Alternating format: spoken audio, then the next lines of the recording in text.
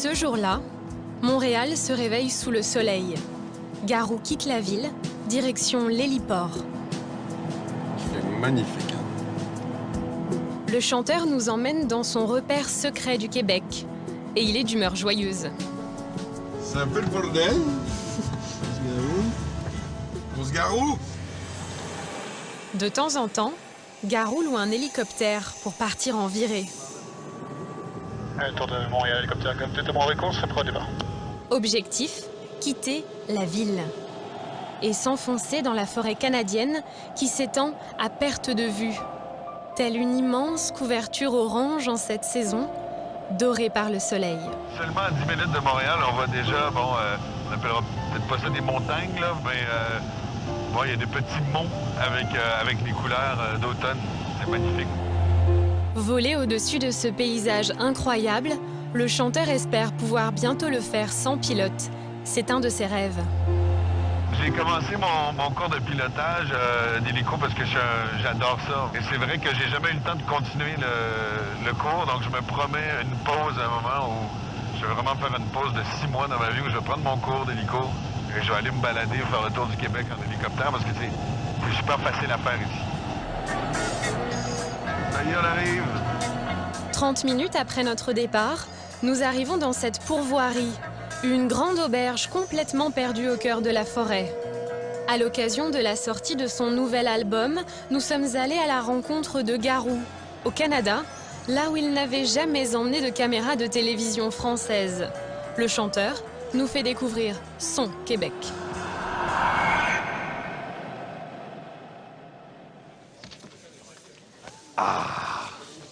Cette auberge, c'est celle de son ami Gaston Pellerin. Garou, comment ils vont? Comment ça va, mon Gaston? En forme? Certain. Bonne humeur? Oui, certain. Faites le feu? Je suis content de te voir. Moi aussi, je suis content de te voir. Garou vient ici 1 ou 2 fois par an, loin des codes et des apparences du showbiz. Il retrouve son vieux copain. Ça fait déjà 8-10 ans qu'on se connaît. Oui, 8-10 ans. Mais en fait, quand il est né, je l'ai vu naître, Gaston. Pas tout à fait ça. Il est venu la première fois pour faire une expérience de pêche avec en famille. Il est revenu l'hiver en motoneige. Puis finalement, bien, il est habitué de la place. Il peut plus s'en passer. C'est Gaston qui est l'âme de l'endroit. Ça fait 18 ans. Exactement. 18 ans qu'il s'est mis à construire dans un endroit où il n'y avait absolument rien.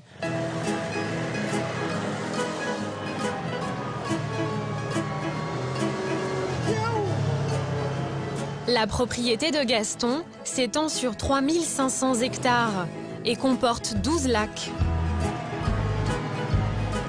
C'est le lac des Castors. Non, il est plus gros que le lac des Castors. Le refuge du chanteur, c'est cette petite cabane en bois construite au bord d'un lac. Ici, pas de travail, pas de paillettes. Il déconnecte.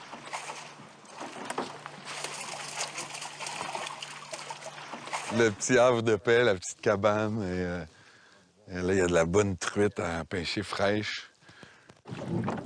Le chanteur est un grand amateur de pêche et vient donc ici pour la truite sauvage. Une petite balade en pirogue. Partons, la mer est belle, embarquons-nous, pêcheurs. Pardon. Guidons notre nacelle, ramons avec ardeur, au maillisson les voiles. La pêche, il la pratique depuis son enfance. Garou, de son vrai nom Pierre Garand, est né à Sherbrooke, une petite ville québécoise de 150 000 habitants, bordée de nombreuses rivières. J'ai grandi au bord d'un lac, donc avec mon père, la pêche. Là, tu vas essayer de décrocher. J'ai l'impression qu'on touche les fonds, en fait. Et ce qu'on fait souvent, les pêcheurs, on crache sur le verre pour attirer un peu l'amour des poissons. Bien dégueu à souhait.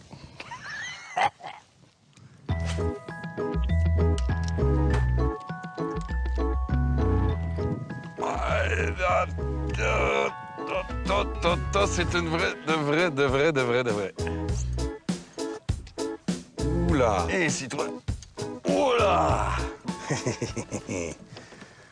Bon, j'espère qu'on a faim. Ici, on déguste son propre poisson, préparé sur place. Servi à la bonne franquette. Entouré de quelques proches, Bon appétit. Merci, merci. Garou profite de ces instants de tranquillité. Un ou deux? Non, on va commencer par un. C'est ça. Et Gaston, féru de chasse, initie depuis peu le chanteur à sa passion du tir. Direction, le bal-trap. OK, pour.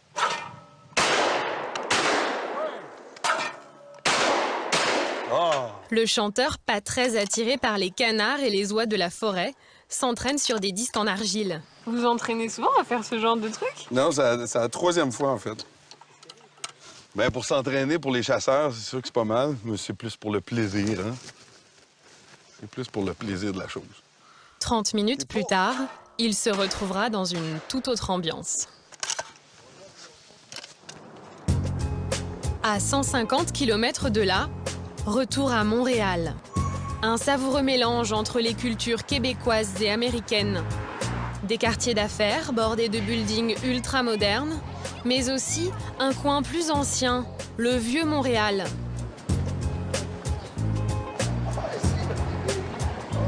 C'est dans ce quartier-là que Garou vit et aime se balader quand il est ici. Le Vieux-Montréal, c'est un peu le Saint-Germain, où t'as des clubs de jazz comme ça, des petits bistrots, il y en a partout. Donc c'est vrai que c'est très agréable d'y vivre. À 40 ans, le chanteur est un nomade. Il vit un tiers du temps ici, un tiers du temps à Paris, et le dernier tiers, il le passe en tournée aux quatre coins du monde. Mais Montréal reste son repère, un repère qui l'apaise.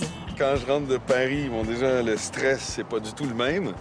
Donc j'arrive en stressé, je suis en voiture et je trouve que les gens, bonjour, les gens conduisent pas assez vite, ça bouge pas.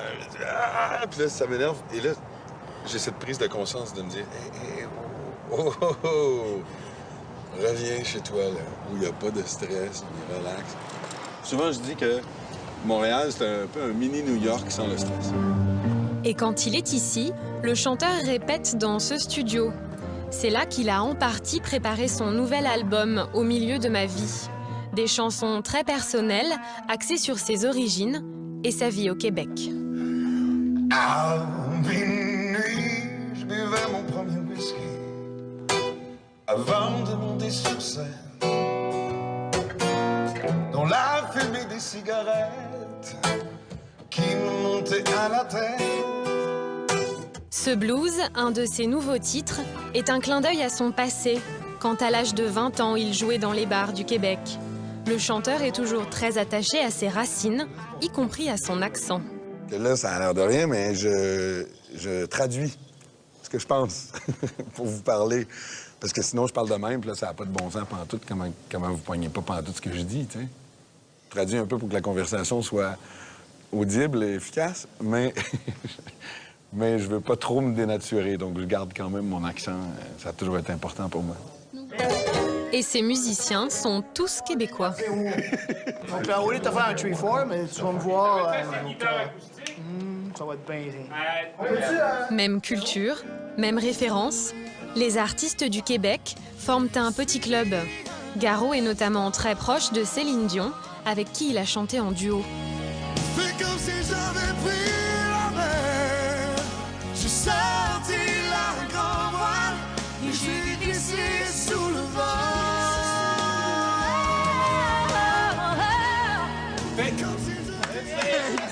En France, quand il est venu faire des plateaux de télé pour la chanson Sous le vent, c'est vrai qu'aussitôt que la caméra se fermait, on faisait « Tabarnak, attends, les histoires du Québec ». Puis là, on se retrouvait.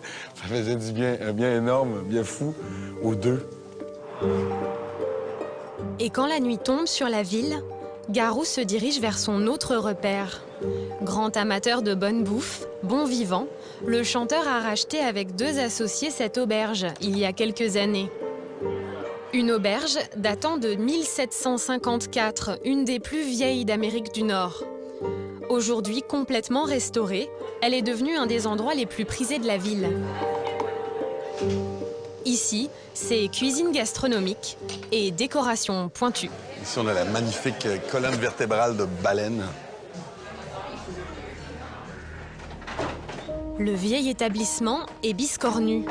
Couloirs étroits, vieille porte en bois et surtout un grenier mystérieux. On y trouve une panoplie de vieux orgues d'église, de vieux pianos, des vestiges du passé complètement désaccordés qui gisent ici depuis toujours.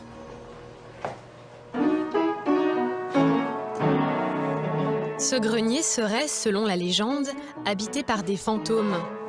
Un lieu chargé d'histoire à laquelle Garou a mêlé la sienne. Il y a un piano qui est juste là-bas, qui s'est mis à jouer tout seul, un moment où monsieur qui nettoyait, qui est descendu en criant en bas, Fantomas, Fantomas, qui est allé chercher quelqu'un d'autre qui travaillait à la plonge, qu'il ne connaissait pas du tout. Il l'a remonté, ils étaient tous les deux témoins du piano qui jouait tout seul. Et ce qui est assez particulier, c'est que cette histoire-là s'est passée exactement à la même heure où j'ai perdu ma grand-mère.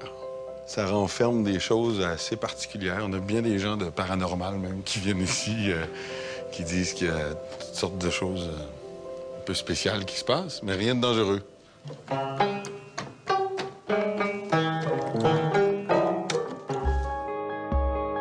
Un mystère qui plaît définitivement au chanteur. À 40 ans, il n'a jamais été aussi proche et fier de ses terres d'origine.